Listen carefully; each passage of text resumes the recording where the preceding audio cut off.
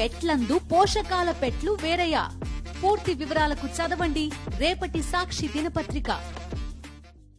మాచర్ల మాజీ ఎమ్మెల్యే పిన్నెల్లి రామకృష్ణారెడ్డి కాసేపటి క్రితమే బెయిల్పై విడుదలయ్యారు. ఇదే విషయంపై మాట్లాడేందుకు ప్రస్తుతం మనతో మాజీ మంత్రి కాకాని గోవర్ధన్ రెడ్డి అందుబాటులో ఉన్నారు. సార్, ఏం చెప్తారు? ప్రభుత్వంపై ప్రశ్నించేవారిని, ప్రభుత్వ విధానాలను వ్యతిరేకించే వాళ్ళ లక్ష్యంగా తెలుగుదేశం పార్టీ జైలుకు పంపిస్తుంది, వారిపై అక్రమంగా కేసులు బనాయిస్తుంది. సార్, దీనిపైన ఏం చెప్తారు? అంటే వైఎస్ఆర్ కాంగ్రెస్ పార్టీకి సంబంధించి ఎవరు బలమైనటువంటి వ్యక్తులుగా ఉన్నారో, ప్రజాదరణ కలిగినటువంటి వ్యక్తులుగా ఉన్నారో, వరుసగా ప్రజలతో మమేకమవుతూ విజయాలు సాధిస్తున్నారో, జగన్మోహన్ రెడ్డి గారికి సన్నిహితులుగా ఉంటున్నారో, అటువంటి వ్యక్తుల్ని ఈరోజు చంద్రబాబు నాయుడు టార్గెట్ చేసి వాళ్ళని అనేక విధాలుగా హింసించడం అనేటువంటిది ప్రారంభించడం జరిగింది. అందులో భాగంగా చివరికి వైఎస్ఆర్ కాంగ్రెస్ పార్టీ సానుభూతి పరులు, స్థానికంగా ఉండేటువంటి నాయకులు గ్రామాలకు కూడా వెళ్ళేటువంటి పరిస్థితులు లేవు. పాపం ఎక్కడో బయట తలదాచుకునేటువంటి దుస్థితి ఏర్పడింది. అయితే వీటన్నిటికీ పరాకాష్ట శాసనసభ్యులుగా గతంలో ఈరోజు పిన్నెల్లి రామకృష్ణారెడ్డి గారి ఉదంతం తీసుకుంటే 4 సార్లు శాసనసభ్యుడిగా వరుసగా విజయం సాధించినటువంటి వ్యక్తి, ప్రజల్లో మమేకమైనటువంటి వ్యక్తి, ప్రజలకు అండగా నిలిచినటువంటి వ్యక్తి. అటువంటి వ్యక్తి మీద లేనిపోయినటువంటి కేసులు, అంటే ఒక ఈవీఎం ధ్వంసం చేశారా, ఇంకొకట దానికి సంబంధించి ఉన్నవి లేనివి అన్నీ జోడించి ఈవీఎం కేసుల్లో బెయిల్ వచ్చిన మిగతావి కేసులు జోడించి దానికి సంబంధించి రిమాండ్కి పంపించి అక్కడి నుంచి ఎక్కడా బెయిల్ రాకుండా అంత కక్ష సాధింపు. అంటే ఎవడన్నా తప్పు చేసినటువంటి వాడిని శిక్షించమని చెప్పిన చట్టాలు ఈరోజు రూపొందించారు తప్ప కక్ష సాధింపుల కోసం ఆ చట్టాలను వాడుకోమని ఎక్కడ చెప్పలేదు. చంద్రబాబు నాయుడు నిజమైనటువంటి నేరస్తులు, నిజమైనటువంటి తప్పు చేసినటువంటి వాళ్ళ మీద ఆ చర్యలు తీసుకోవాల్సిందే, ఆ చట్టాలు ఉపయోగించాల్సిందే. కానీ రాజకీయంగా కక్ష సాధింపులో భాగంగా ఈరోజు ఏమీ సంబంధం లేనటువంటి ఆ చట్టాలను ఉపయోగించి వాటి ద్వారా అనేక రకాలైనటువంటి సెక్షన్లు నమోదు చేయించి ఆయనని జైలు పాలు చేయడం సరికాదు. మేము ఒక విషయంకి వస్తే పిన్నెల్లి రామకృష్ణారెడ్డి గారి దగ్గర నుంచి మేము అందరం ఈ కేసులకి లేదా ఈ జైళ్ళకి వీటికి ఎక్కడా కూడా భయపడేటువంటి పరిస్థితి ఉండదు. ఎందుకంటే వైఎస్ఆర్ కాంగ్రెస్ పార్టీ అనేటువంటిది ఆంధ్ర రాష్ట్రంలో బలమైనటువంటి శక్తి, ప్రజలకి ఈరోజు అండదండగా ఉండాల్సినటువంటి వాళ్ళం. కాబట్టి చంద్రబాబు నాయుడు చేసేటువంటి తప్పిదాలను ప్రశ్నిస్తాం, ప్రజలకు అండదండలు అందిస్తాం. ఆ పరిణామ క్రమంలో మా మీద ఎవరి మీదైనా సరే వైఎస్ఆర్ కాంగ్రెస్ పార్టీ నాయకుల మీద కక్ష కడితే మేము జైలుకి వెళ్ళడానికి సిద్ధపడినటువంటి వాళ్ళం. మేము జైలుకి వెళ్ళాలేమో, ఇది మాట్లాడితే ఇబ్బంది ఏమో, ఇది మాట్లాడితే మాకు అటు ఆలోచన చేసేవాళ్ళం కాదు. జగన్మోహన్ రెడ్డి గారి కోసం ప్రాణం ఇవ్వడానికైనా సిద్ధంగా ఉంటాం. వైఎస్ఆర్ కాంగ్రెస్ పార్టీ ప్రభుత్వం మరలా ఈ రాష్ట్రంలో రావాలి, వైఎస్ఆర్ కాంగ్రెస్ పార్టీ బలోపేతం కావాలి, ఎక్కడన్నా చిన్న చిన్న పొరపాట్లు దొర్లి ఉంటే వాటిని సవరించుకోవాలి. వీటన్నిటితో సమర్థవంతమైనటువంటి నాయకత్వాన్ని రాష్ట్ర ప్రజానీకానికి భవిష్యత్తులో అందించాలనేటువంటి ఆలోచన చేసేటువంటి వాళ్ళని జగన్మోహన్ రెడ్డి గారి నాయకత్వంలో. కాబట్టి తప్పనిసరిగా చంద్రబాబు నాయుడు ఎన్ని కుట్రలు కుయంత్రాలు పన్నినా సరే వాటికి లోబడి వాటికి భయపడి వేరిసేటువంటి వాళ్ళం కాదు. దేనికైనా సిద్ధంగా ఉన్నాం. చంద్రబాబు నాయుడు అరాచకాలని ఎండగట్టడంతో పాటు జగన్మోహన్ రెడ్డి గారు ప్రజలకు అందించినటువంటి సంక్షేమ కార్యక్రమాన్ని గుర్తు చేయడం అనేటువంటిదే మా ప్రధాన బాధ్యత.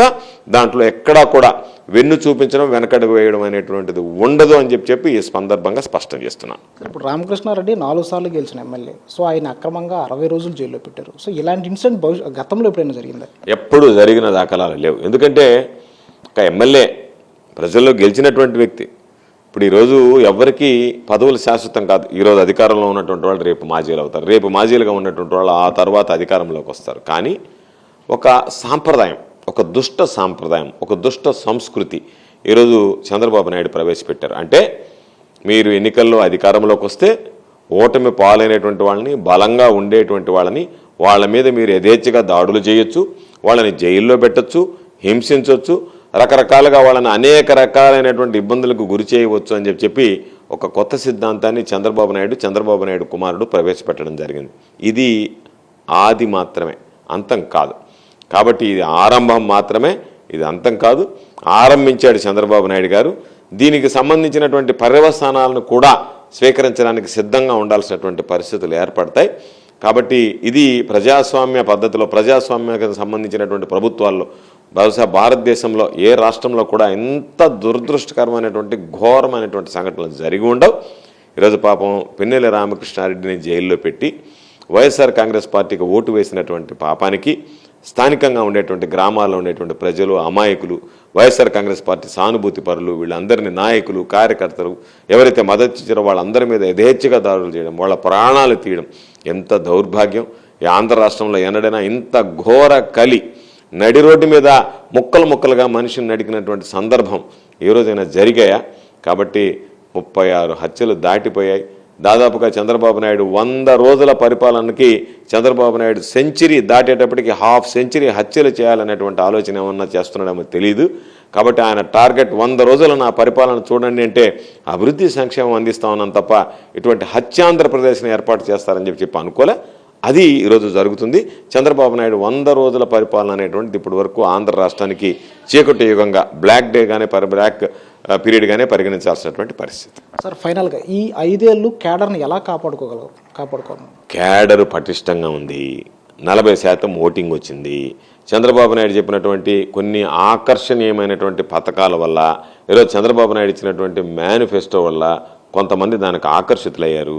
వాళ్ళందరూ కూడా త్వరగానే గ్రహించారు.